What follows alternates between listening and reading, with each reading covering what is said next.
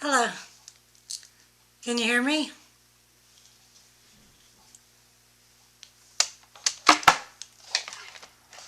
I don't hear you. Hi, Dancy. Can you hear Oh, me? yeah, I can hear you now. Okay. So Very you want to good. try sharing your screen? Let's see how that works. Share screen. Okay. Now what do I do? Share? Just go to share, I assume. Yeah, just It says whiteboard. Oh, no. now try to find, go back, You are let me stop sharing. Let's see. Share screen. and then click on your PowerPoint. Click Oh, on your Power, gotcha. when it says share screen, click on your PowerPoint. There Yeah, we go. Okay, I see. And then just slideshow. Up at the what? top, like up at the top where it says slideshow, say start slideshow. Let's see. See up at the top on the New. red bar at the Oh, top. slideshow. Yeah.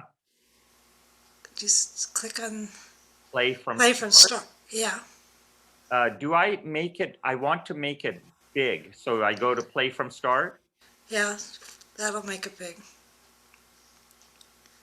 Gotcha. I think Start. that's the biggest you can get. Okay. Now the only question is whether it will show your It, video. so what I did, and it pretty much exhausted my hard drive, is basically I downloaded all the videos. So um, can I play one of the videos just to test trial? Okay.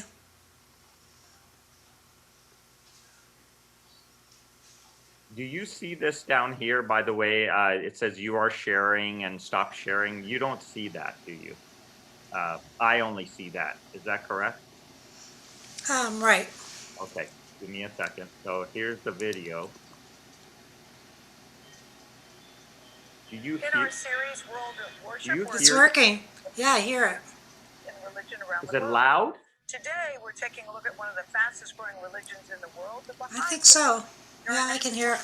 100,000 Baha'i communities worldwide. It's CBS's Morning definitely not Saturday Evening loud on Session with my Steve end, but Davidson I assume recently you hear visited it one in well. Wilmette, Illinois. So the question is, Dana, what's the heart of this religion? Yeah, Well, I've got that headphones and I can hear it. in Arabic, I guess everybody can maybe turn up their volume. I can turn up, teaches the oneness of all world religions with principles if I that turn my volume all the way up, it's loud. come on with me now on a Okay, journey to and the you Mother hear it Temple loud of and the clear? West. It's very clear, yeah. Outside O- Chicago, on the shores of Lake Michigan. Okay, very good. So if I go to, let's see, when it's done, I go to escape. I can go to escape, or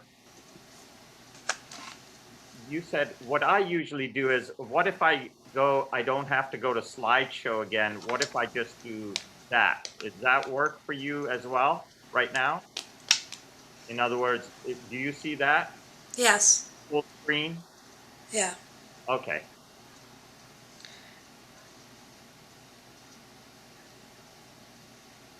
My only concern was whether the voice, the audio was coming through or not. Yeah, and so it seems to be working. Okay. I'm calling Val because she already is recording this, Oh, and which means it may already be live on YouTube. And I wonder if she can stop it at 6:30 and start over.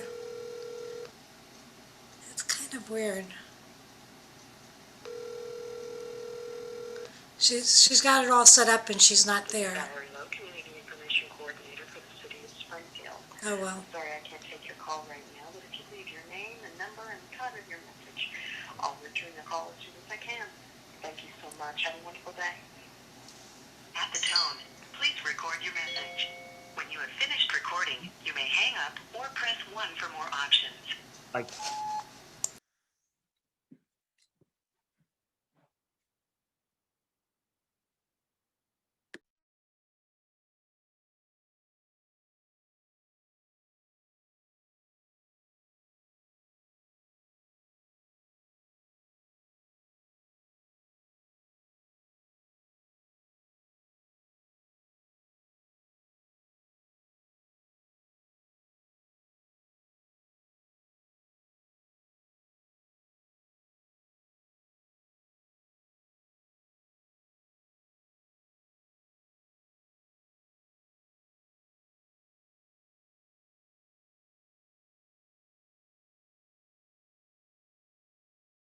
Okay, well, I guess what we need to do now is just, if we are recording, there's nothing we can do about it.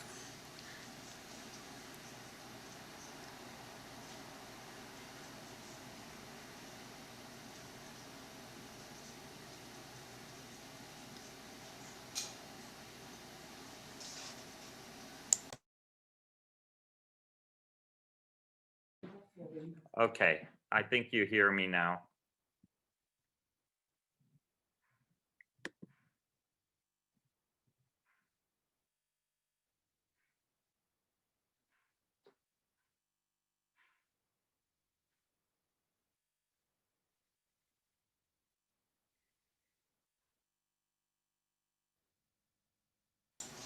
Well, we'll just wait for people to come, but it seems like, Nancy, how does this Zoom work? How long does it take for, like, how long do we have with the Zoom meeting? And how many people are allowed on the Zoom meeting? we can go up to 100. Oh, okay. We've never had that problem, although Robbie. Not with global. Hello, Eileen, how are you? You're muted. You've got to unmute yourself if you want to talk with us. I don't really want to talk, but I'm practicing because I'm not very good at this. I didn't expect you to be on already, so thank you. Shall I temporarily get off and come back at 6:30? Oh, you're welcome to stay. Whatever you want to do is fine. If I leave, can I get back on? Yes, you won't have any problem getting Well, back that'll in. give you some privacy if you need to set things up. So I'll try to do that and come back, okay? Okay, well, welcome. Thank you. Hello, Julie. Hello. Welcome. Thank you. Thank you. Glad to be here. Hi, Kayvon. Hi, Julie. That's my mom and dad, Nancy. Oh, wow. That- Welcome. that- hello. Where are you joining from? From Charleston, West Virginia. Oh, my Okay. goodness. Where are you from? We're in Springfield. Oh, you are in Springfield. Okay. Still Okay. in Springfield. I didn't run away. No. I think I had the opportunity to meet them, was it 2 years ago at the celebration? Diwali? New Year's? Diwali? Yes, maybe. Could be. Yes, at Diwali. Yes, Diwali. celebration. Yes, I remember. Yes. That Both. was a wonderful experience. That really was. Yes. So you live in Springfield or Yellow Spring? Well, I live very close. I live in Urbana. So instead of Yellow Springs is south of Springfield, I live just north of Springfield, just about I- the same distance. Yes. Okay.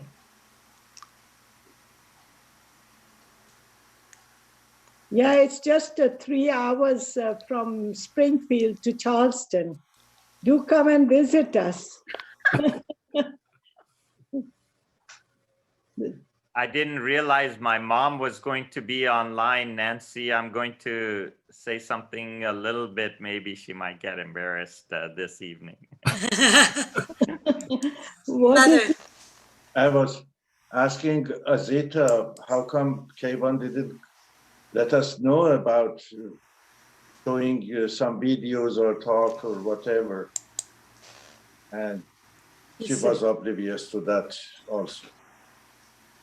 So what is happening with you, my son? Still drilling, filling, and billing.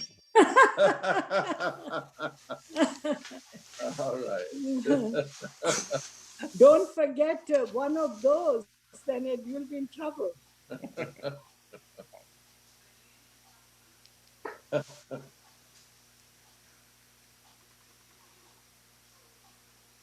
So families are all right? Yes. Great. Ohio governor has becomes strict again, and there's some mandates he's put in place. Will that affect your dentist, your business? Not that way. I guess they want to make sure that, I guess, this Thanksgiving less people are getting together.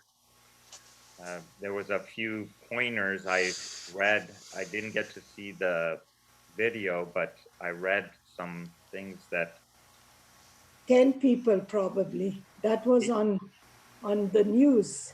he's asking to, not to gather, not to have parties. He may have to shut down bars and restaurants and Yes. schools. Even schools might be closing down possibly. Yeah, we were talking with mom. I'm sorry, this is not a place to talk on the social media, but we were talking about coming to your house for the Thanksgiving, but then again, because of this pandemic, there are so much stress on, please stay home, don't go for Thanksgiving, this, that. So we miss you all and we may not come. So that you may have a heads up. That's fine.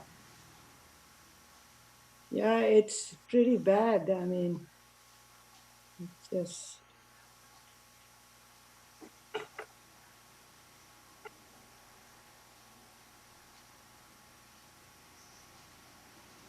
And I wonder where Azita is. They'll get on. Azita's my I'm here. sister. I'm here. Hello. Oh. Oh, so why you're not here? We don't see you. She's hiding, huh? Who's hiding? Azita.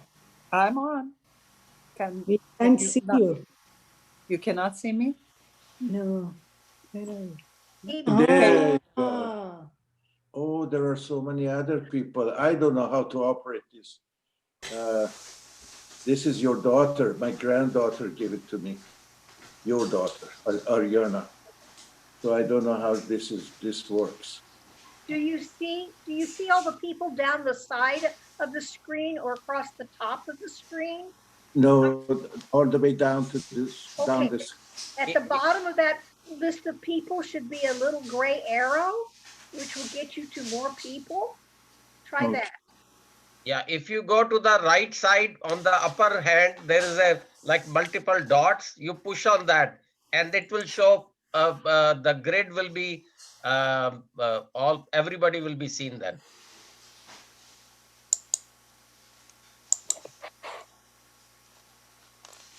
And his first secret is like mine. Put on your glasses. I can't do it either without my glasses. I think because Kayvon's sharing his screen, you have to scroll up and down to see everybody. So there's a little arrow, and if you click on the arrow, you can go up and down and see everybody who's on the call.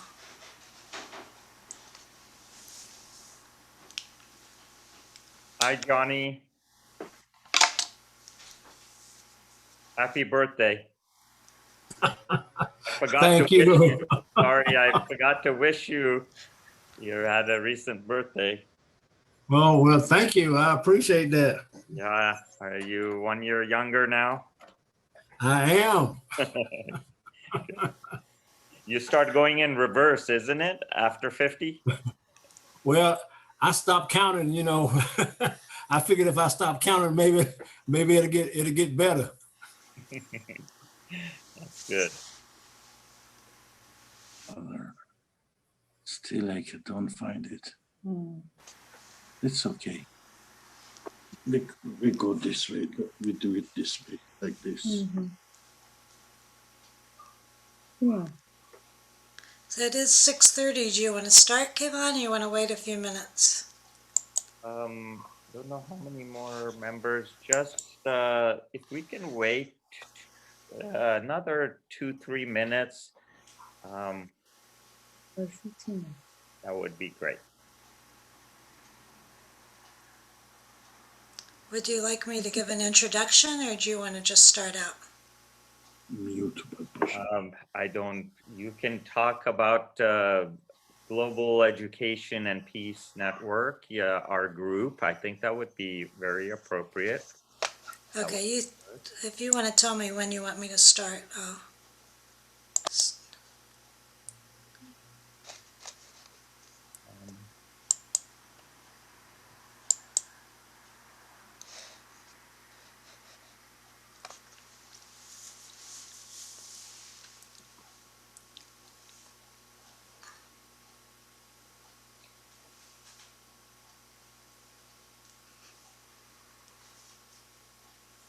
Nancy, can you hear me?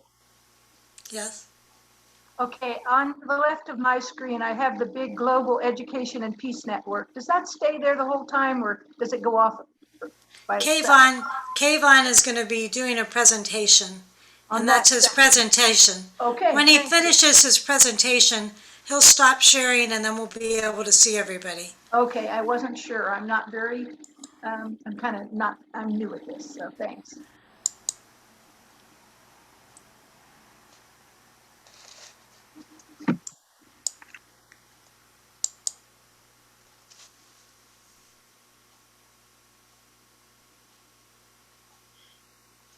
Hi, Kevon.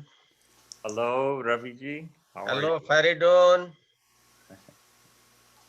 Hi, Kayvon. Hello there. I'm not sure. Let's see. Oh, hi, Keith. How are you? Elaine, good. Looking forward to it.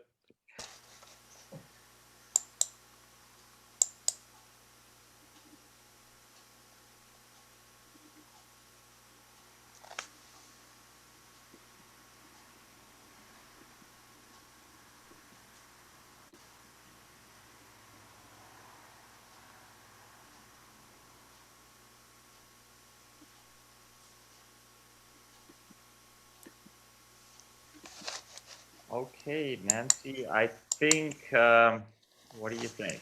I think Sure. maybe we should start. This would be good. Just gave a couple more minutes to people to log on and we can start and get going. Well, welcome everybody. I'm Nancy Flinchbaugh with the City of Springfield and the Global Education and Peace Network. We thank you all for coming. I know a lot of you came tonight to hear Kayvon Nezad. I just want to say a little bit about our group. We've actually been together since 2001, where we started as a study circle after the attack on the World Trade Center. And our goal is to build bridges across cultures. And so each year we have a speaker series and a calendar, and we listen and learn from people of different cultures and different religions. And it's been a wonderful thing, I think, for us here in Springfield each month. And this year we had to go virtual because of the pandemic, but that is also an opportunity. I understand tonight we have Dr. Nezad's parents are with us from Charleston, is it West Virginia? Yes. So they would not have been able to join us if it weren't for us being on Zoom tonight. So we want to welcome them and are glad that they're here also. Our program this year is Connecting Across the Distance and connecting through times of pandemic and also through times of great racial issues in our country. And so we've asked our presenters to speak to those issues. How is your religious organization dealing with the pandemic and also speaking to racism that continues to be a problem in our country? And so we invite you to come back. It's the second Thursday of the month this year. Next month we'll be visiting with the rabbi from Temple Shalom. And then we will move to the Catholic Church in January. And we'll be visiting the mosque later in the year and also Second Missionary Baptist. So anyway, it's kind of a nice time. You can sit in your living room and get to know people of different faith traditions. So tonight, we're very honored to have Kayvon Nezad, who's a local dentist, a gentle dentist with Gentle Dental in Springfield. And he's been a wonderful member of our Global Education and Peace Network. He takes time out in the middle of his busy day to have lunch with us or join us for our Zoom meetings this year. And he's always such a kind person. And I think that's part of his faith tradition. And of course, we've studied all the traditions, and all of the traditions are about kindness. But I know the Baha'i tradition is, a wonderful tradition. So I want to ask you to join me in welcoming him. And what we do in my Toastmasters Club, because we are usually muted, we clap like this. So if you all want to raise your hands and clap for Kayvon. And if you could also mute yourselves, I'm going to mute myself. It's a lot easier for him to speak if we don't have any extra sounds. So if we could mute ourselves, and then at the end of his presentation, he will have time to take questions. If you have a question in the middle of the presentation, that's okay too. You can unmute yourself. Is that right, Kayvon, and ask? Sure, not a problem. I prefer, I don't know how long this will take. So I personally, unless it's a burning question, you can definitely ask me. But I prefer if you could just hold your questions till the end and write it down if you could. And then we can have, because I may not have the answer for you, and there's other Baha'is who are much well versed than I am, and they would be able to answer your question. Okay, well, welcome, Kayvon, and we're looking forward to your presentation. Thank you very much, Nancy. Thank you. So I'm going to go ahead and start. There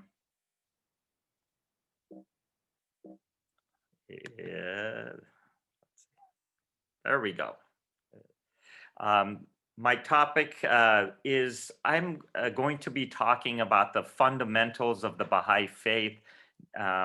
What I found out is that every time we meet or I present, not everyone is familiar with the Baha'i faith. And even though the topic might be something about the crisis of this time, the pandemic, and what the Baha'is are doing, I feel that it's important to repeat some of the fundamentals of the faith and go over what, who is a Baha'i, what do we believe in, some of the principles of our faith, and the founders, and so on. Things I want you to reflect on. I'm going to read these really fast. I want you to realize that the Baha'i faith has risen out of obscurity to become a world-embracing religion. It is diverse in all cultures. I want you to take a look at your own faith tradition and find commonality. We're talking here about unity, which I'll talk some more about, but want you to see how you believe, whether you're any other religion, what are the things that I as a Baha'i will bring up that relates to you.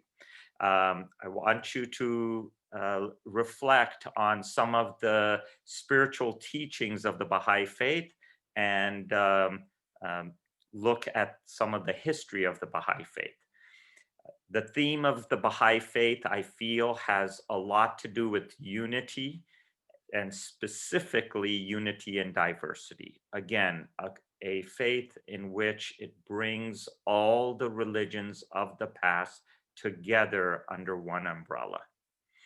And the final thing that I'll go over has to do with the racial topic and things that we do as Baha'is, and that comes back down to deeds speak louder than words, and things that Baha'is are doing right now during the pandemic, and what they are doing to forward humanity. I told Nancy about this. I'm gonna just speak a little bit about myself, because I feel I have a unique background in which I was born. Nancy, I brought this up earlier. When I was born in Tehran, Iran, I was in the hospital, and my mom was breastfeeding me, and she realized at that moment that, hey, this is not my kid that I have here. The wrist bracelet, they did not put wrist bracelet on us as a child. And so back then they had 3 women in one room, and the neighboring lady was a Jew. And so they had us mixed up. So till today, I tell my mom, I really probably am a Jewish boy, you know, and they probably got us mixed up. So I have a little bit of Jew in me. As a child, I was in Iran. Here's a Muslim country.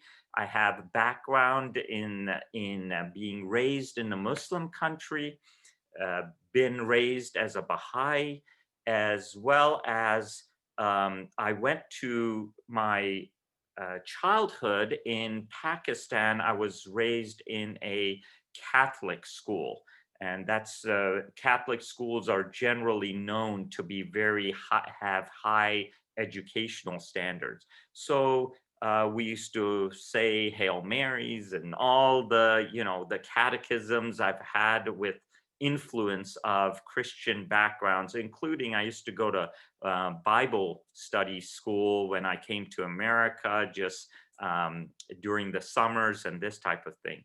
But one of the things that finally growing up, Ravi Khanna asked me to talk about as personal growing up and getting married and having children is I married a Hindu.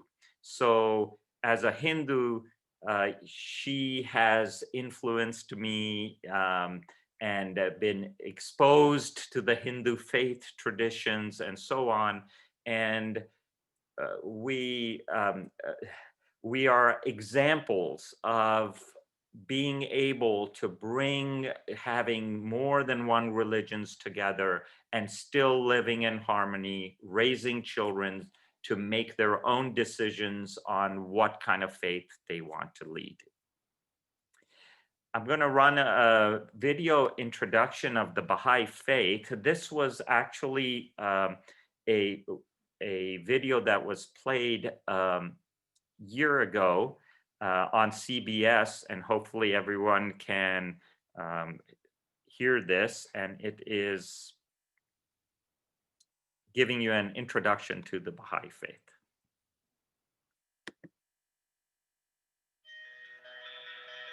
In our series, World of Worship, we're exploring different ways people practice faith and religion around the globe.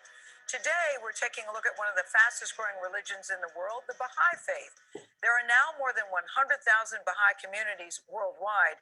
CBS This Morning's Saturday co-host, there she is, Dana Jacobson.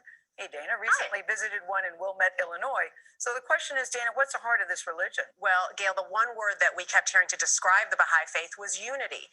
In Arabic, it means follower of glory. It was founded in 1844 in Iran, and the religion teaches the oneness of all world religions with principles that seem universal. If you're intrigued, come on with me now on a journey to the Mother Temple of the West. Just outside Chicago, on the shores of Lake Michigan, construction started in 1921, sits the oldest surviving Baha'i house of worship. Every Baha'i temple has 9 sides, 9 doors, 9 gardens, and fountains. What's the significance of 9? 9 is a symbol of completeness and unity. Joyce Litoff was attracted to the Baha'i faith because she says it teaches what she already believes. My mother was Jewish, my father was Catholic, and then I married a Jewish man. So I've actually lived in 2 religious communities. Yeah. And when I learned about the Baha'i faith that embraces the teachings of other religions, it made total sense to me.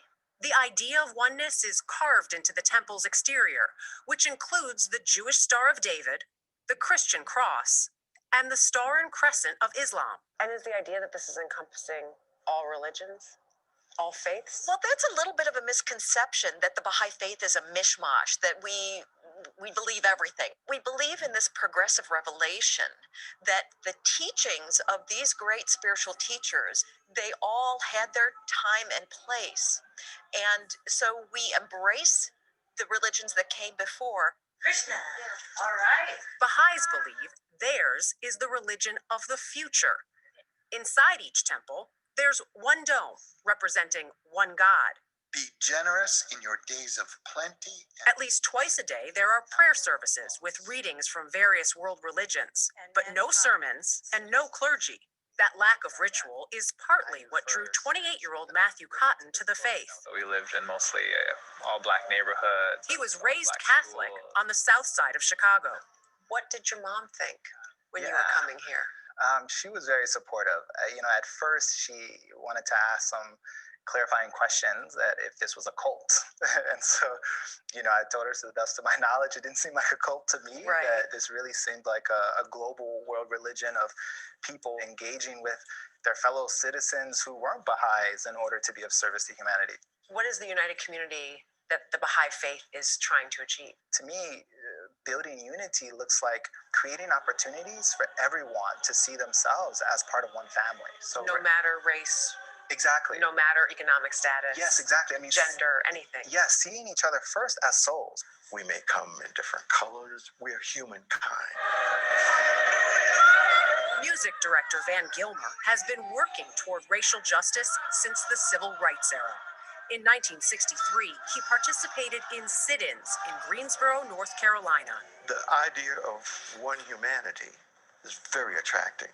We talked about it in my church, but my church is African American. That church in Greensboro, North Carolina, is still African American. All the churches in Greensboro, North Carolina are either one race or another race. We say and we believe one thing, but when it comes to what we're doing about it, if we're not showing it, if we're not working at it, Practicing. then those were the things that influenced me to become a Baha'i. Because there's no hierarchy in the religion, Baha'is around the world elect at least 9 people to represent them in their local spiritual assemblies.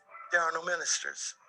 So the burden is back on the individual to not only read the writings that the best thing in my sight is justice, Right. to be just, not to just read or have somebody talk about it to me, but try to figure out how I'm going to be just in the things that I do. A community working toward justice by focusing on practicing instead of preaching. Now, there are somewhere between 5 and 6 million Baha'is worldwide and about 177,000 here in the United States. There are 8 continental Baha'i temples, making it the second most geographically diverse religion in the world, and that's behind Christianity. Those temples are really stunning. They're beautiful. They're all beautiful. A lot of architects apparently in the faith. I knew nothing about it. That was very interesting, Yeah. Dana, to bring us the details of it. I like what he said. One humanity is very attractive. And he was talking about in the 60s, he told us all these stories about, obviously, he's a black man in North Carolina at the time, and white and black together at a time where that didn't happen. He would see a white family show up and would think, why are they here and what is going on? So this has been their message from the beginning, that idea of unity. Right, yes. Thank you very much.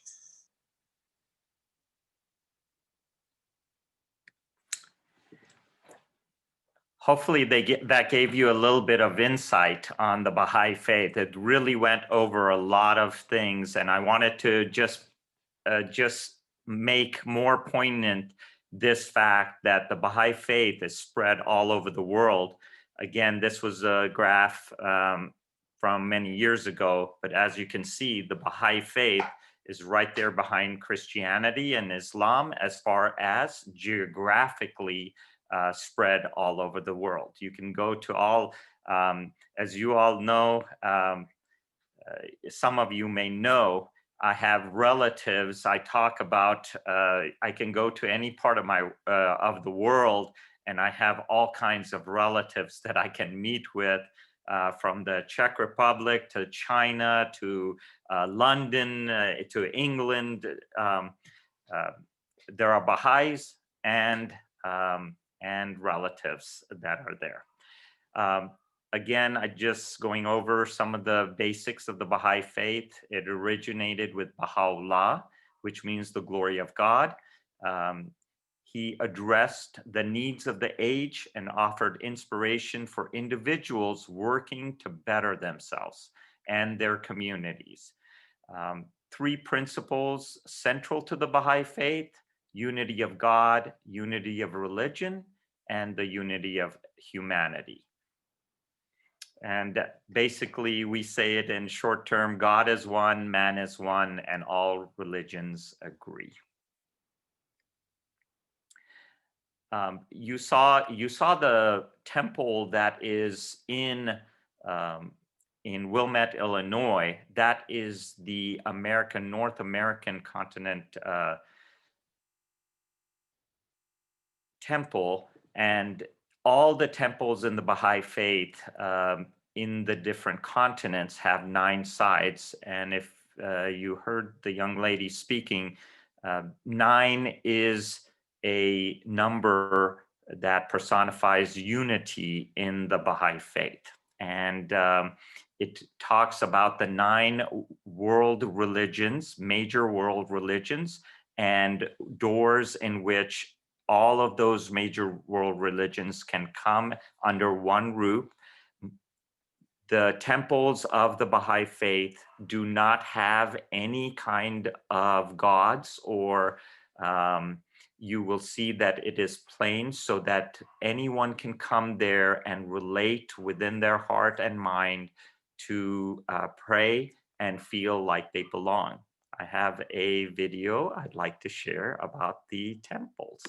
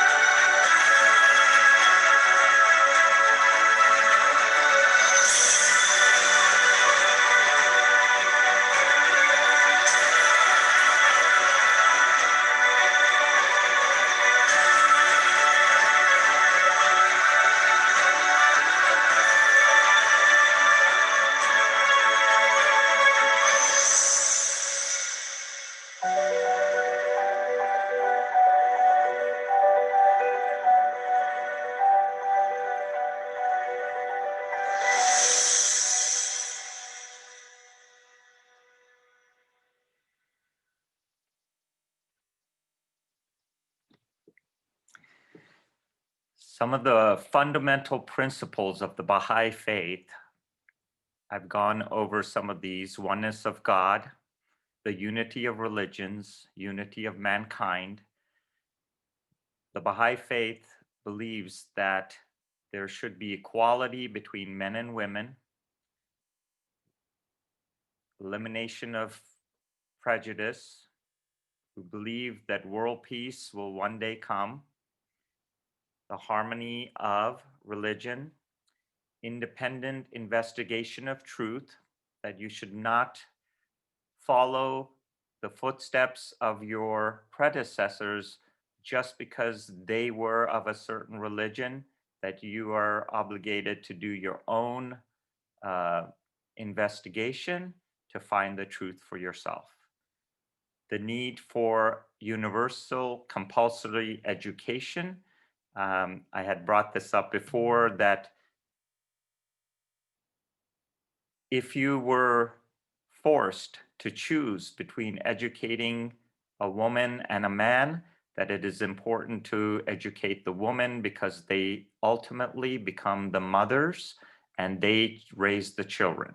So it makes so much more importance to the woman to be educated. The need for a universally auxiliary language, which means that one day a language will be investigated, or basically come up with a language, or one of the languages that are existing will be used so that the world can communicate with one specific language. Obedience to the government and non-involvement in politics, partisan politics, and ultimately elimination of wealth, extremes in wealth and poverty. Nancy, as we've talked at the global meetings, I'm going to go through the three things: God is one, man is one, and all religions agree. But we're, in this case, I want to just bring up that no matter what God, the supreme being that we all believe in, we call it different names, whether it's Allah, Jehovah, Yahweh, Khoda, Bhagwan, no matter what the name, ultimately the messengers of God deliver the same spirit, and that spirit is one, no matter what name it is called. Man is one, and the question that I ask is, why were we created?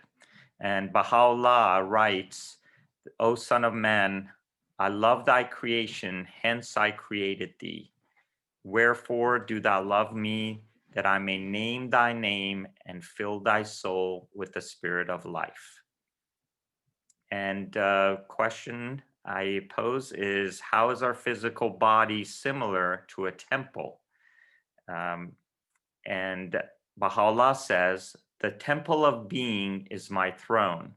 Cleanse it of all things, that I may be established." Sorry.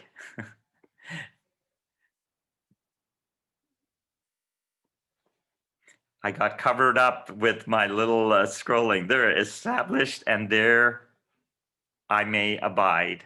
And basically, your body, your physical body is a temple. You should take care of it. But really, what we are as human beings is just a temple for your spirit and soul. And so what really matters is what is inside and not what is on the outside.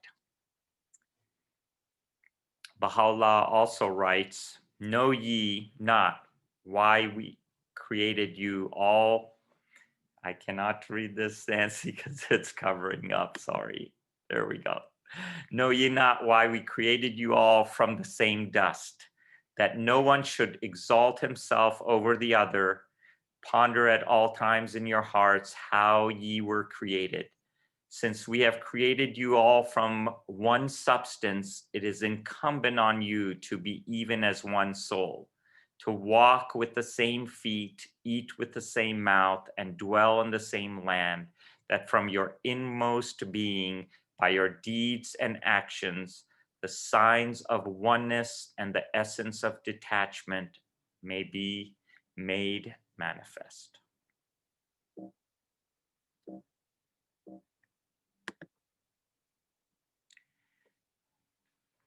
Finally, the phrase of all religions agree, this is called progressive revelation. The Baha'is believe that God sent at different times and different ages, different places, messengers who came to earth to bring the new social order and teachings for those people in that time as the people were becoming immoral and needed the guidance. Different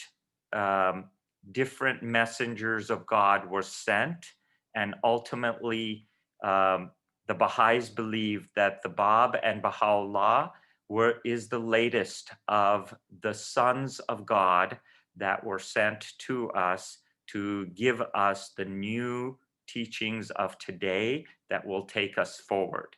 They are not the last, but they are for today. This is a long reading, but I thought it was very, very poignant to read this about what today is all about. So I'm going to read this pretty fast here. Again, if I can move that. O contending peoples and kindreds of the earth, set your faces towards unity and let the radiance of its light shine upon you. Gather ye together, and for the sake of God, resolve to root out whatever is the source of contention amongst you. Then will the effulgence of the world's great luminary envelop the whole earth, and its inhabitants become the citizens of one city and the occupants of one and the same throne. This wronged one had ever since the early days of his life cherished none other desire but this, and will continue to entertain no wish except this wish. There can be no doubt whatever that the peoples of the world, of whatever race or religion, derive their inspiration from one heavenly source and are the subjects of one God.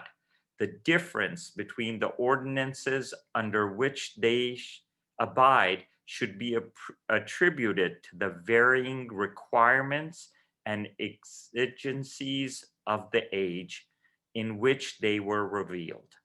All of them, except a few, which are the outcome of human perversity, were ordained of God and are a reflection of his will and purpose.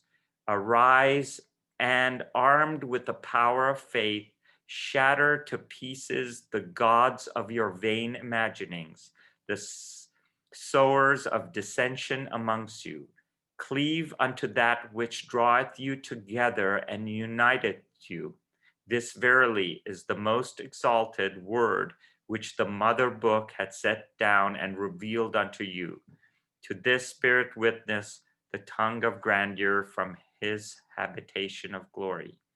This was written by Baha'u'llah, and as you can see over and over again, the theme of unity is one in which he continuously talks about.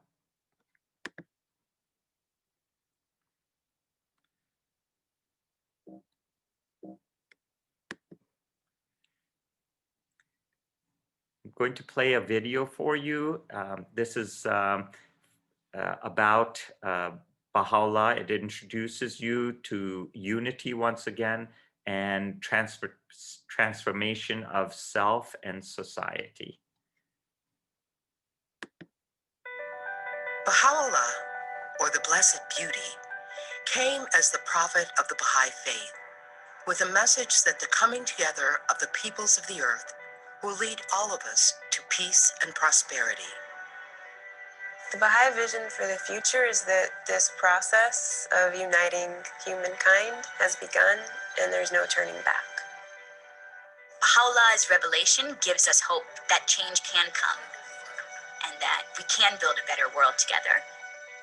And it is not going to be achieved by a sense that if we just wait, God will make it happen, that will just magically appear and we'll all be happy and transcendently harmonious together. You can't just sort of let the world unfold before you, but that you are an active member in whatever way you can, big or small, contribute to this process. It's going to take the effort of every single individual working hard and believing in this vision that it can be made possible.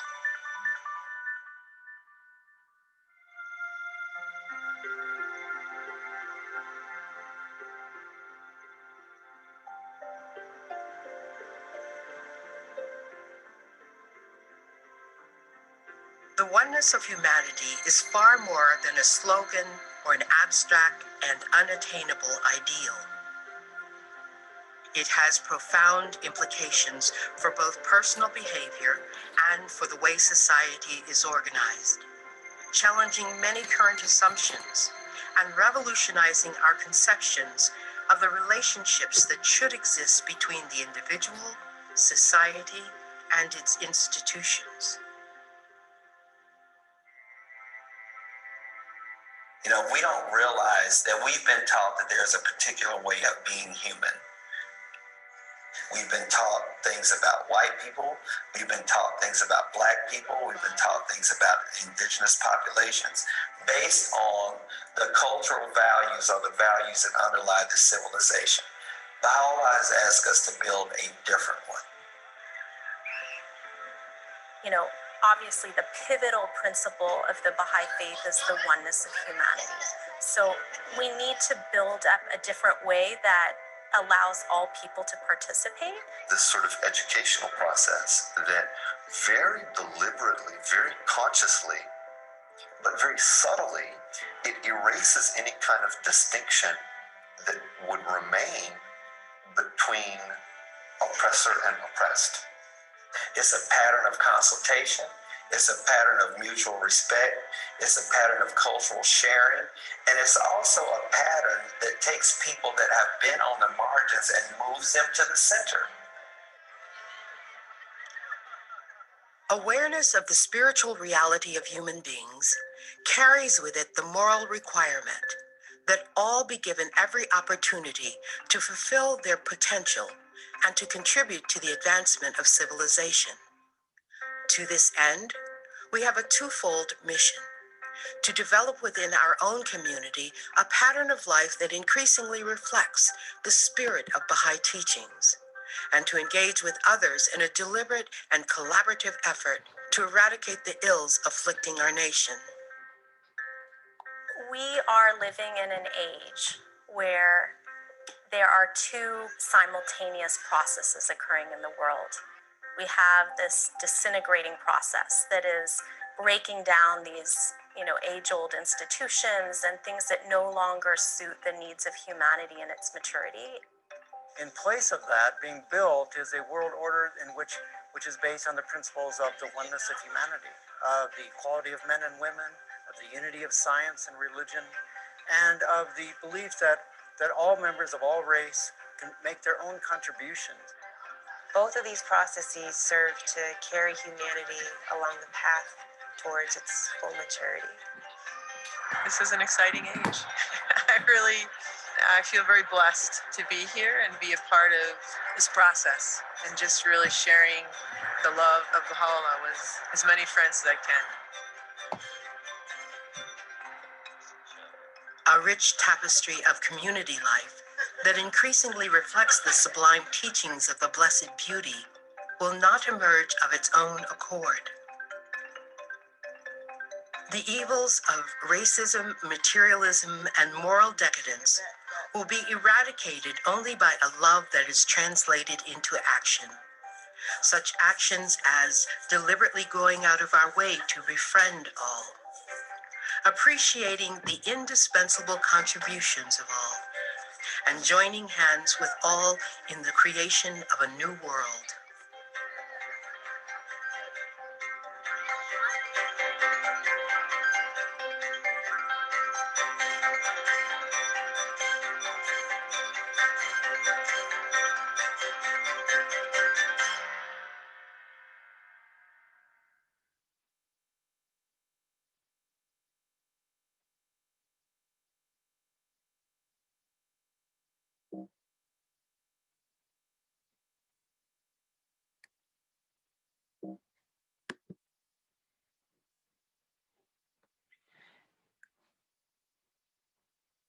There are two things in this Baha'i prayer that I would like to point out. One has to do with justice, and the other has to do with independent investigation of truth. And again, about people who can need to look at other religions and find the truth for themselves. O Son of Spirit, the best beloved of all things in my sight is justice. Turn not away therefrom if thou desirest me, and neglect it not that I may confide in thee.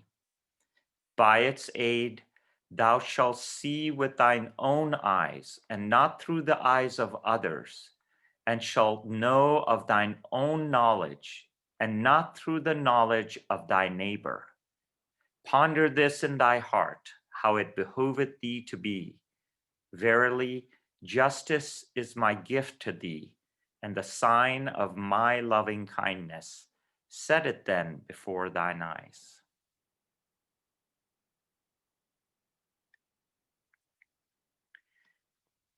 The next video I'd like to share is I'd like to change the topic a little bit on about racism and racial justice.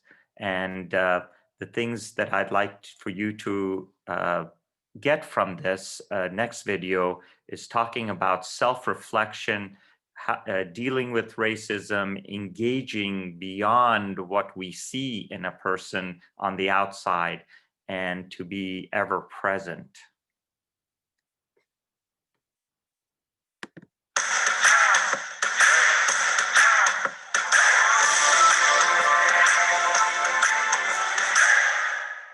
They feel that often or not aware enough of what's going on in the broader community. I'm talking about the issue of race, of course. So I'm going to invite two people to the stage. You've already met Masood. Maya will also be joining us. So Maya and Masood, please.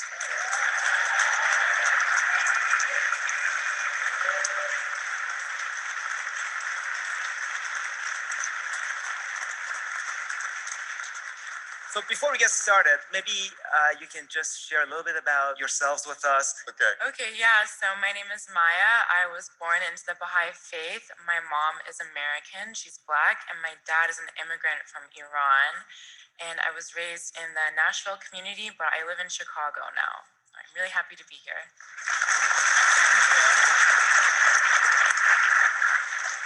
Well, my name is Masood. Live in Atlanta, Georgia. What's up, Atlanta in the house? The reason I have a Persian name, I read a book called The Slave Trade about 10 years ago, written by an English scholar named Hugh Thomas, and discovered on, I think it's the page 243, that my last name, the one I was born with, which was Bolds, B-O-L-D-S, was tied to a slave ship captain named James Bold from Liverpool, England, with the S added on to indicate slave. So I didn't want to give good old Captain James power over my name too. So I went on a search to find another name and decided to stay in the M so my family wouldn't have too much of a transition problem. But that's the story of the name. Thanks for sharing that. Most of us in America, I don't think we know enough about what happened. We don't know enough about the 350 years of slavery. We don't know enough about what followed, the convict leasing, the Jim Crow, mass incarceration. We just don't know about a lot of that. And of course, the question we hear sometimes, and I'm gonna ask you, if slavery ended 150 years ago, why are we still talking about it? Well, we're talking about it because it's America's most challenging issue. So that, that's what the writings say, that's what it tells us. So we have to talk about it because it's still here. I saw a interview between the Nigerian writer Chimamanda Adichie and the Afro-English writer Zadie Smith. And Zadie said that when she first came to the States, she was amazed when she began to learn the history of African. Now Zadie's Afro-British. She said once she began to learn the history of African Americans, she said she was astonished that the country still existed, because she said, for all intents and purposes, they should have burned it down. So I think that quality, that spiritual dimension of people of African descent is defined in the writings, pupil of the eye, these distinctions which are so important to correct the long abuse, the long healing wounds that we're still grappling and dealing with. It's important to understand that we have that spiritual endowment, right? Thank you. I mean, that's so true. I mean, the real question is, what are we doing, all of us, to try to make an attempt to bring about at least a little bit of healing to the situation? And I'll share with you something that from my perspective, to me is personal. So I came to the US in 1988 as a refugee with $75 in my pocket. Mm-hmm. But today, I feel like I'm a privileged person in this country. And I think a lot of immigrants are in that situation. And, but many immigrants also think that, well, I wasn't here. My ancestors were not here. So why is it really my business to get involved? Now, I think that as an immigrant who's benefited from this country that was partly built unjustly, I am an accomplice unless I do something about it. But at the same time, I don't want to do more harm than good. So how do you think individuals like us can get involved and play at least a small role that could be meaningful towards healing? I think reflection is so important in the question you're asking, because you're right. Like, a lot of people maybe don't feel like it's their place to participate in this discussion, when in reality, it's for all of us. Like, racial healing isn't going to happen unless every single person puts in the effort. And so I think reflecting on, like, who are my friends? Who do I surround myself with? Like, what does my circle look like? What are some things that I might have said that are offensive or that people have reacted to, and then I might have just gotten defensive about? And I think that it really takes, like, honestly sitting down with yourself and reflecting, like, how much do I really even know about this? Yeah, I think we have to get over the uncomfortability of things being messy. This business of the oneness of mankind is going to be messy. We're going to make mistakes. I'm going to say something wrong. I'm going to offend a convention. We have to get over that. And we actually have to go into those spaces with courage, realizing that, yeah, it's going to be messy. But you know, the oneness of mankind is the core principle around which all the other principles of the Baha'i Faith revolve. So that elevates it to a level of importance that is even higher than the other principles, right? So if it's that important, I have to sacrifice that sense of being comfortable with things, you just wanting things to be nice and easy. It's not going to be easy. It's not. It's not. But that's good. But the work is good. The mistakes are good, because that's where the love is. Yeah. You know, I love you. I love you enough to want to struggle with it. I love you enough to want to be uncomfortable in it, to make the mistakes in dealing with it. But I'm here with you, brother, and we're going to get through this together. Yeah.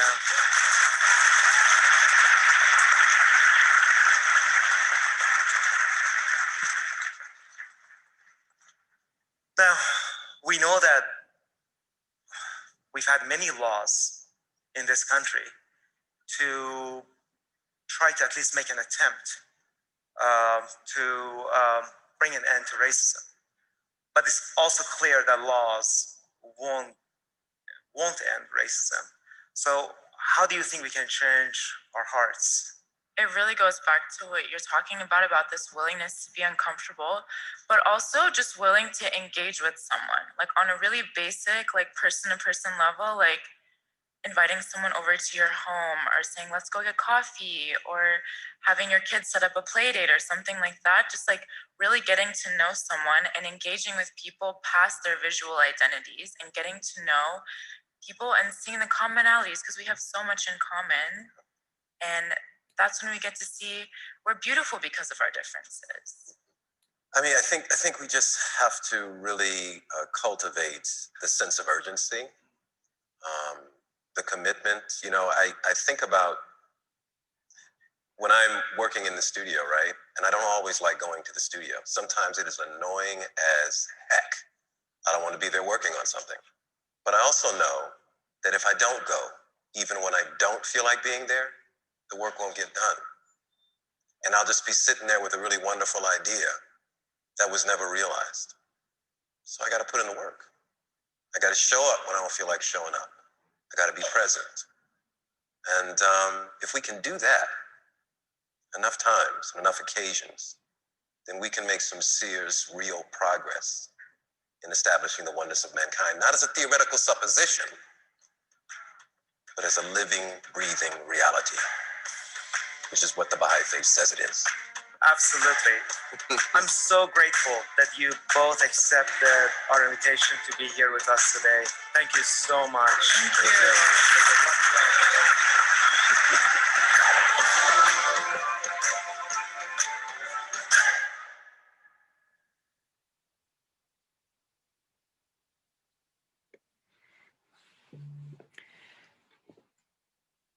The Baha'i response to the pandemic, as well as the reality of what Baha'is do in how to bring on a new world order, is through some of these points, and they are through community building action, through having prayer rings, children and youth classes, devotionals, deepening and study circles, social projects, interfaith involvement, such as this committee, and keeping political distance.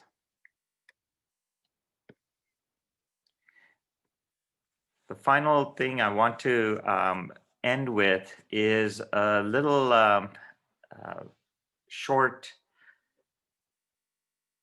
perspective about the Baha'i Faith and what they feel is happening in the world today, and what is the purpose on how to shape the future.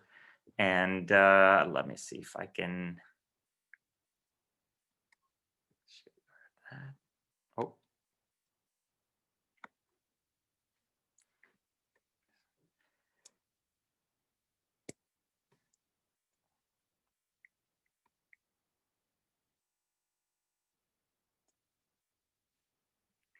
I don't know if I can do that. Ugh. Let me see. Mushi, how do I minimize? But I want to get back into this. How do I get out? Like This current side? No. Oh, Go back. which side? I just want to minimize this to get to the tab that's there. What tab? You know, if I minimize this, can I get back to it? It's Can I oh, what did you do? Can I, what is this? Auto recover. Go to minimize. Yeah. Can I get to this audiobook and then just play? Do you want to? Will they hear it? Yeah, they can hear it. The Baha'i response to the crisis of our time. The time of fulfillment has arrived. Baha'u'llah, the messenger of God for our age, has proclaimed that his coming fulfills prophecies of all religions and initiates an epoch in which the kingdom of God on earth will be established, a planetary society characterized by justice, unity, and peace. The power of God is propelling mankind toward this transformation, silently influencing both historical events and the way we think. In fact, the humanitarian and spiritual principles enunciated decades ago in the darkest East by Baha'u'llah and molded by him into a coherent scheme are one after the other being taken by an world unconscious of their source as the marks of progressive civilization. As a sign of his loving kindness, God has given us the opportunity to collaborate in the establishment of this society. The teachings that Baha'u'llah has revealed indicate the concrete actions we can take to contribute to its construction. We can compare Baha'u'llah to an architect who has revealed the design for the construction of the new society, while we are the workers who have the privilege of collaborating in raising it up. The Universal House of Justice, the international head of the Baha'i Faith, functions as the master builder who perfectly understands the architectural plans and guides us in implementing them. The study of Baha'u'llah's teachings and of the messages of the Universal House of Justice facilitates our understanding of the turbulent and often discouraging events of our time, giving us confidence in the final outcome. They also indicate what each and every one of us can do to hasten the day in which a better world has come into being. The times in which we live are characterized by two powerful forces that are the consequences of the coming of Baha'u'llah and of the divine power of transformation that he has liberated in the world: the forces of integration and those of disintegration. As Shoghi Effendi, the guardian of the Baha'i Faith, explains, a twofold process can be distinguished, each tending, in its own way and with an accelerated momentum, to bring to a climax the forces that are transforming the face of our planet. The first is essentially an integrating process, while the second is fundamentally disruptive. The former, as it steadily evolves, unfolds a system which may well serve as a pattern for that world polity towards which a strangely disordered world is continually advancing, while the latter, as its disintegrating influence deepens, tends to tear down, with increasing violence, the antiquated barriers that seek to block humanity's progress toward its destined goal.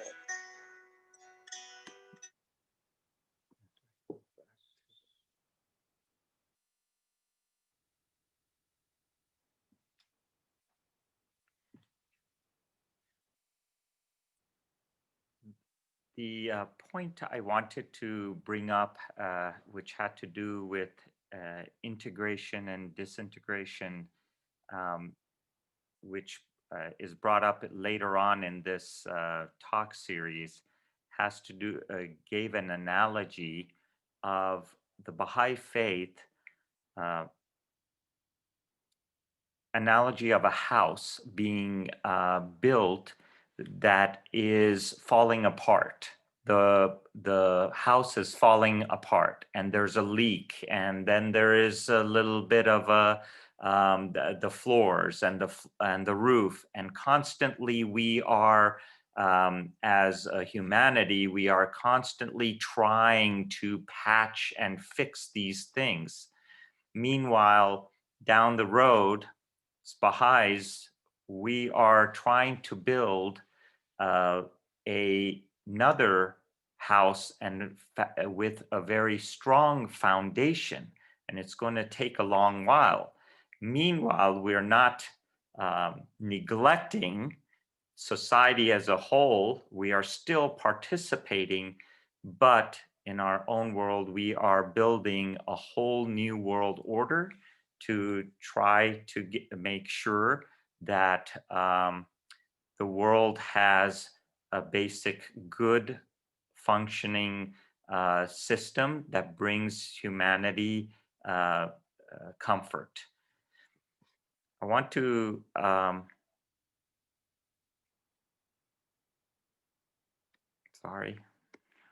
let's see here.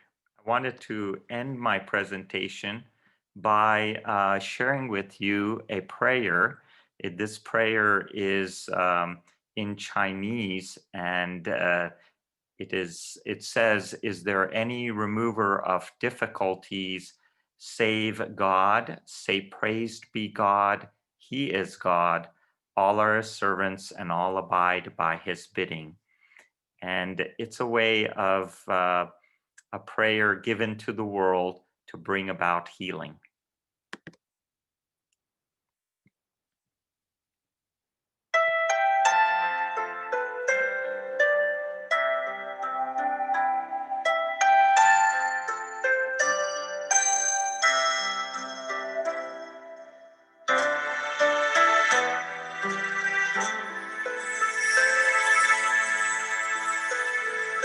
除了上帝，还有谁是救不救难的？有渊源，赞美归上帝，他是上帝，万众皆其不移，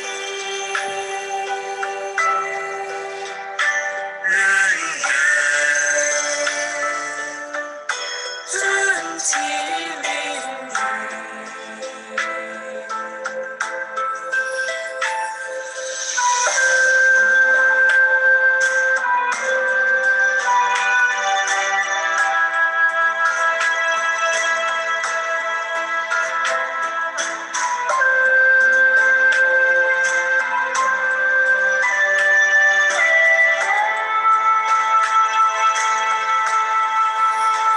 除了上帝，还有谁是救苦救难的？有渊源，赞美归上帝，他是上帝，万众皆其不移，人人尊其名誉。除了上帝，还有谁是救苦救难的？有渊源，赞美归上帝，他是上帝，万众皆其不移，人人尊其名誉。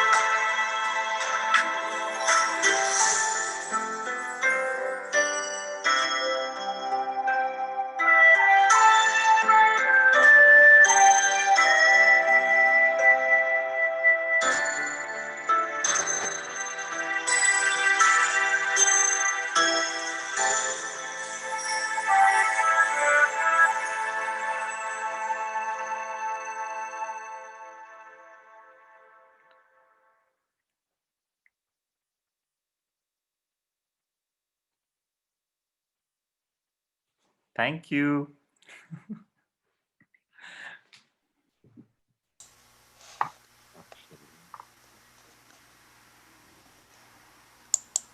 So there are quite a few, there's some questions in the chat. Do you want to start with those?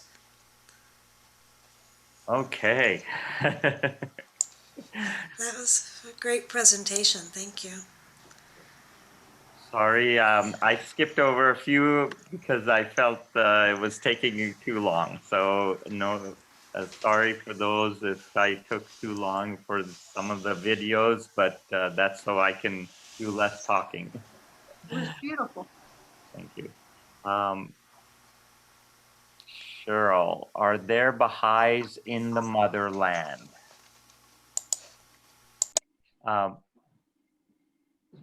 I guess motherland is Africa. Africa. So I think, Cheryl, you may have noticed that there is a temple in Uganda, and there is, so we have actually all the continents all the major continents of the world have a temple, Baha'i temple, and Africa is, again, every state in Africa has Baha'is. In fact, huge communities of Baha'is are in Africa. Thank you.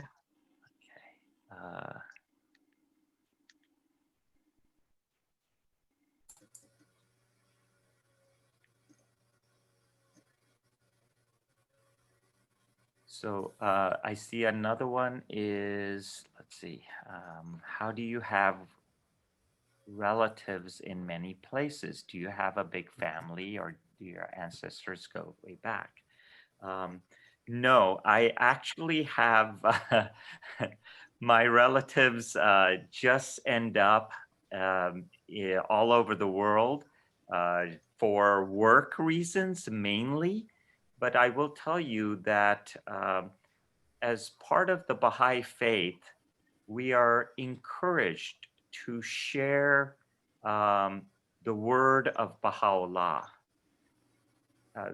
Conversion is not part of our religion, but we have twofold obligations in the Baha'i faith. The one is to share this knowledge of Baha'u'llah. And the second is to be actively involved in the development and advancement of the world and humanity as a whole. So those are two things that you see in the Baha'is. And so part of the reason you see my relatives all over the world is because some of them have pioneered to those parts of the world to spread the teachings of Baha'u'llah. The next question is, do folks get filled with the Spirit in this faith? Do you celebrate Christmas and Easter?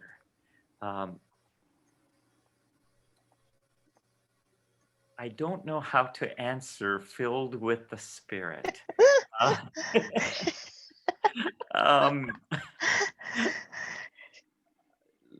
Let's just say, I can just say this to you, that the teachings of Baha'u'llah have very, very deep meanings.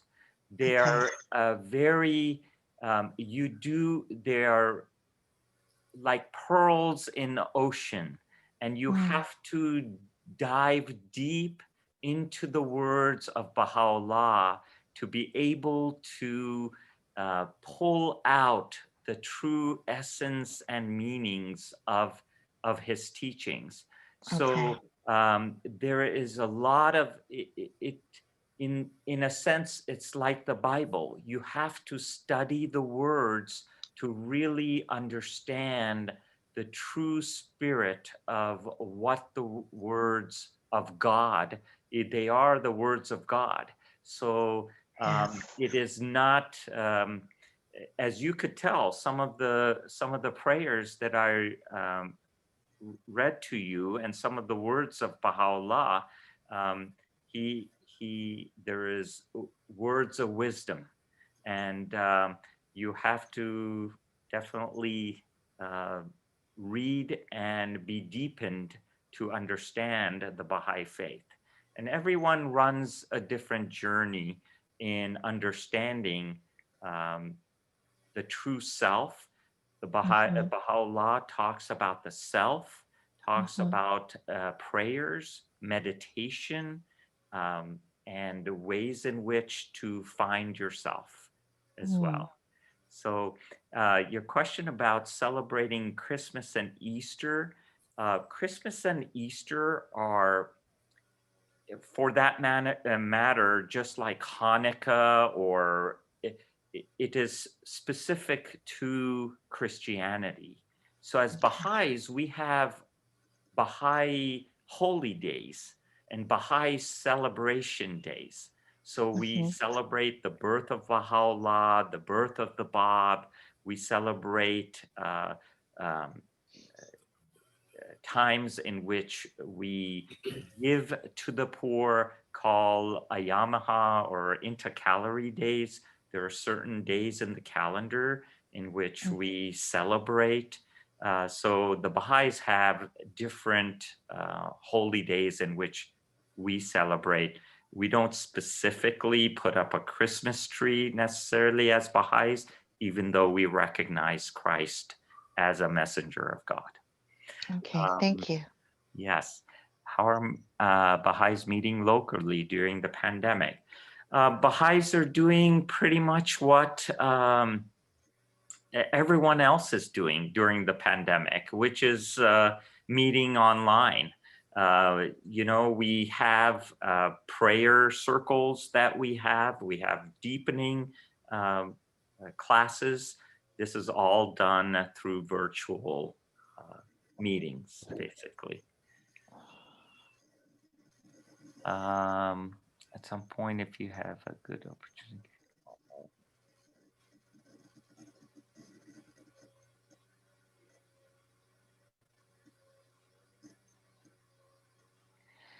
So,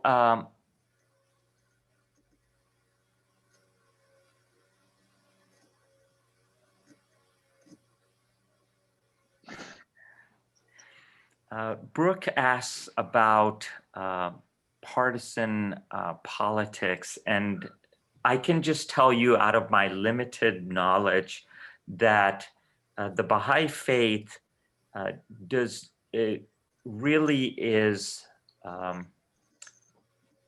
has discouraged us from being Democrats or Republicans. Let's put it that way. That's partisan. That's what is meant by partisan politics. Basically, that doesn't mean obedience to the government and its laws of the country. That doesn't mean not being patriotic. It doesn't mean in fact, we are encouraged to vote for the president, for example, and that type of thing. But as far as actually being integrated in the politics, the workings of the politics, that is not something that is encouraged in the Baha'i faith. So you mentioned Baha'is, yep, there's the politics. And again, I can open this up to other people regarding politics.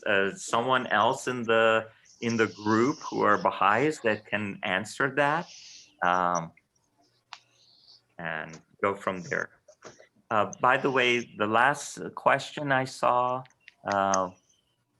it was from, I think, Samina, says how many Baha'i, what is the population? I think it mentioned that there was, right now in the world, there's about 5 to 6 million Baha'is in the world.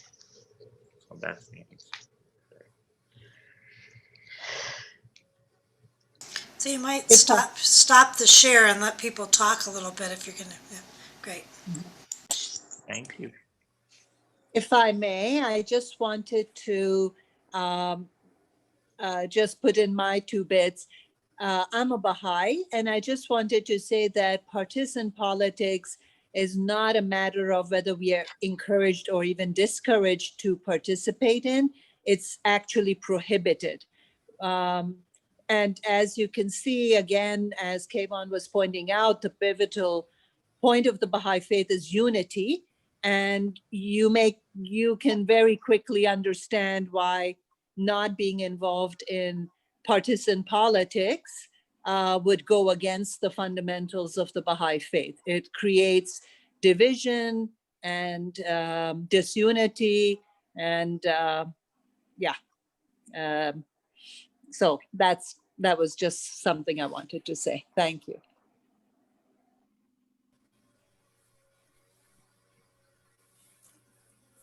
I also wanted to add something that Cheryl had asked about do Baha'is feel the spirit? And the answer to that is yes. You know, and that varies from individual to individual, the same as it does at any other, you know, gathering. I grew up in a Christian environment, and I became a Baha'i when I was about 30 years old. And so, you know, I know all about feeling the spirit. And I felt the spirit, you know, while I was in the Christian church. And I felt the spirit when I was in Baha'i gatherings also. And they both could be very intense. Thank you. Thank you very much. You're welcome.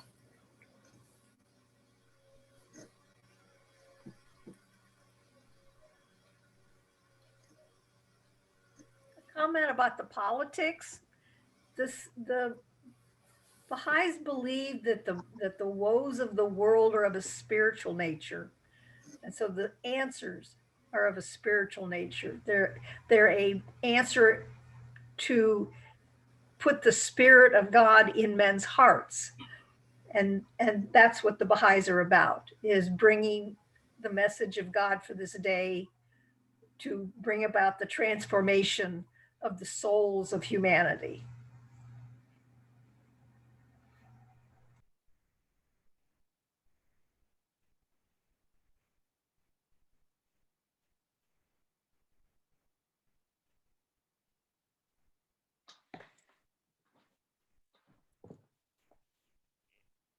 I wanted to go back to a question that was asked about how are the Baha'is meeting and what are they doing.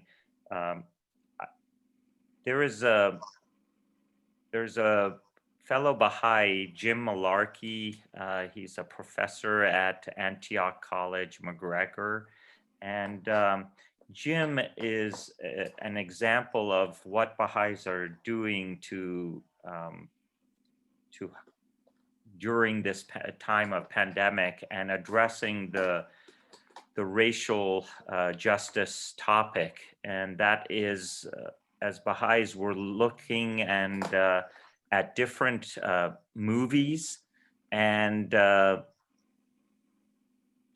discussing different types of movies. You can, I think, find, if you want to get involved in the different devotionals that the Baha'is hold, OhioBaha'i.org is our local spiritual assembly, has a website where you can go and find out events that are happening, devotionals, study circles, so on and so forth. If you'd like to know more about the Baha'i faith and what we are doing in our community, OhioBaha'i.org is a great resource. But Dr. Malarkey is running a study circle regarding different movies that address this racial injustice. And we have meetings and we talk online about the different movies.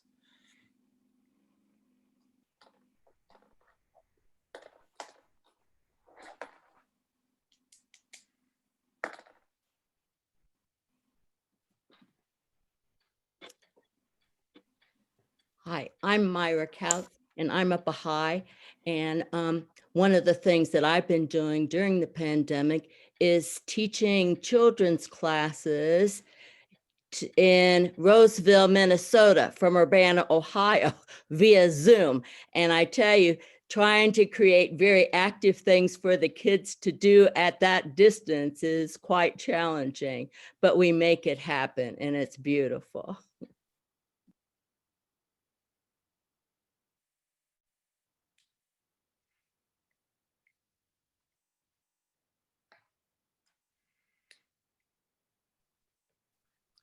Kayvon, I would just like to say that I'm a Baha'i. My wife and I are Baha'is in Yellow Springs. And I think it's important to share that many of the children's programs that we've had here and the adult programs are being attended not just by Baha'is. There's many of the participants are just friends of the faith and outside of the faith. And this is happening around the world as well.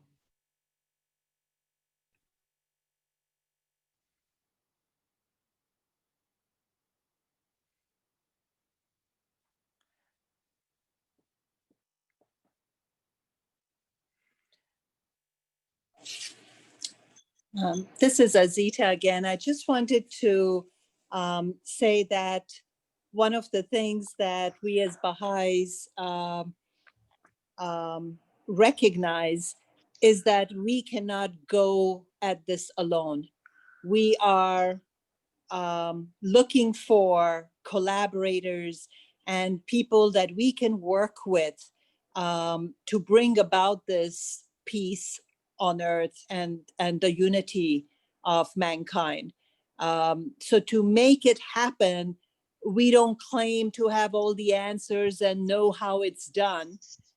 It's a slow process. It's a process that we learn in a humble posture of learning, and hand in hand with Baha'is, with non-Baha'i, it doesn't matter, with humanity. So that's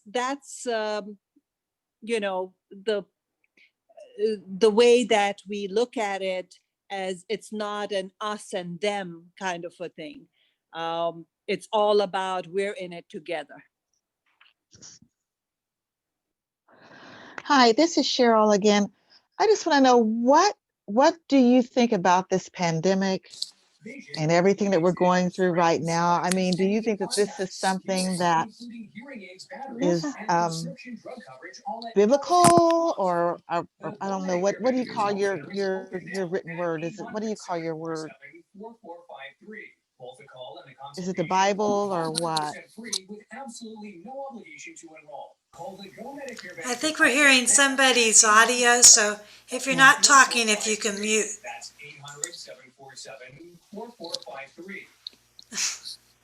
Thanks.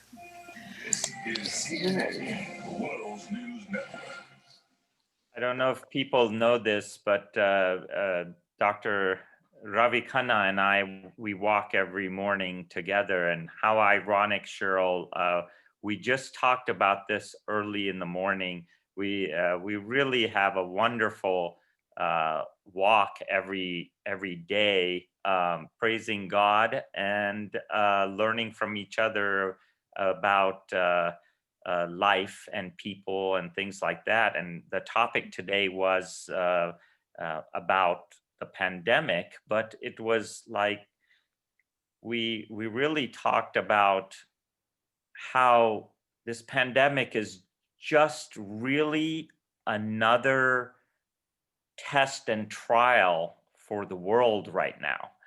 Yes. And we all, this is just another test and trial. If you really think about it, at the same time, the blessing of what this pandemic has done is that it has grounded us. It has brought us, I think, closer together. People are forced to be grounded in their houses and live closer together. So there's a positive side to this trial or tribulation, but if you look at the world events over years, my take on this is just another way of God maybe balancing and harmonizing the world as to where we were and where we should be in some sense. So looking at it in a positive sense, the pandemic has helped environmentally. It has helped things from a standpoint of people reflecting personally within themselves. I think it has helped. So that's my take on pandemic. You sound much like my pastor. He tells us just to follow the instructions of our leaders, and that means to wear our masks and stay in as much as possible, and just take this time to reflect on what's going on. And it has been surprisingly peaceful for such a crazy period, you know, for those of us that, you know, we want to be closer to God, and we want to be peaceable people, and we just want everybody to be okay. Yes. But yeah, you sound much like my brother. If I may say something, this is Ravi Khanna. Since Kevan mentioned my name earlier, so we do have these talks all the time. Cheryl, you are welcome to join us in the morning at 5:30. Okay.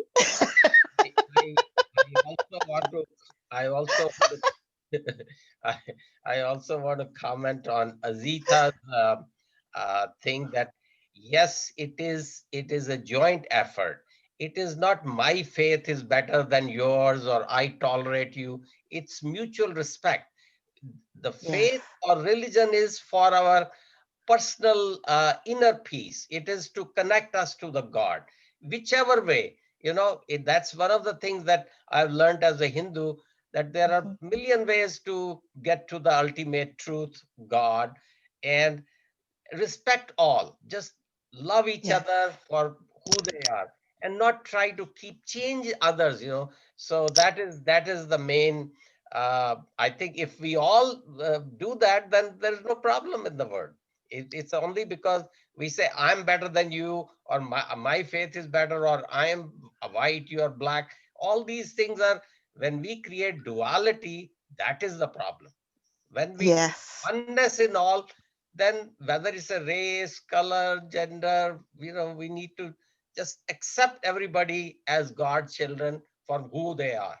Whatever faith they are, whatever color, whatever gender, whatever it is, just respect, love each other. That's all. Yes, that's wonderful. I agree. I appreciate that you're working on how we can get along better, and you say it's messy, you know, and it's hard work, but it's also very hopeful that you feel like there's kind of progressive revelation that we are coming to that form of unity. So that's very hopeful. I told Kevan that, you know, like he's a living example.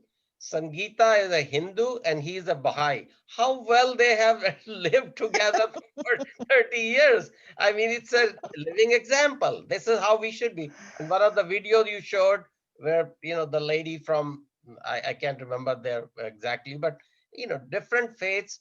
If you are marrying each other or something, just respect each other for who they are and love each other, you know, rather than trying to convert and change each other. That is, I think once people realize that, there'll be no problem.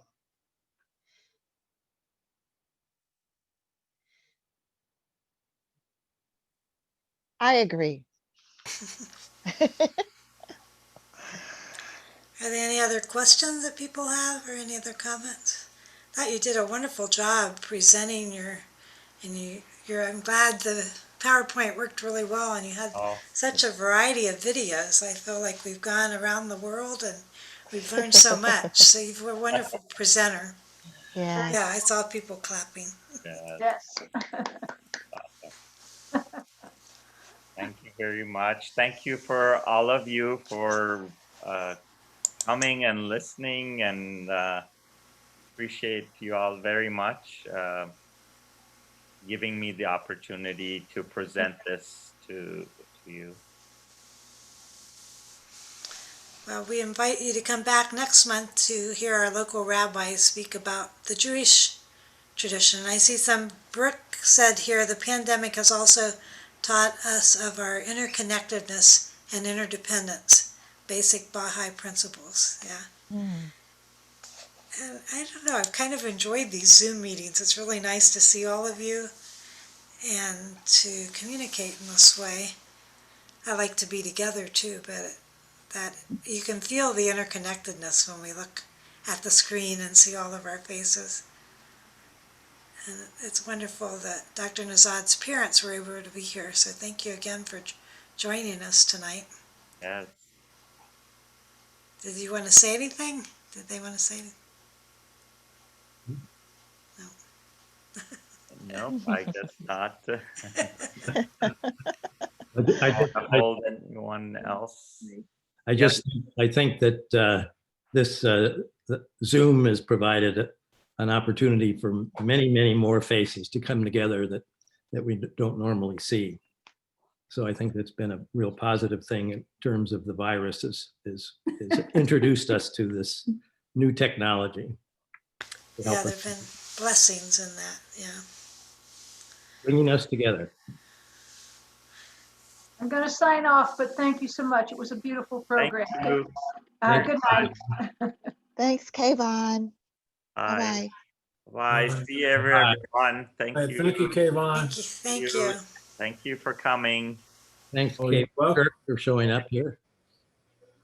Bye-bye. Talking, just go off.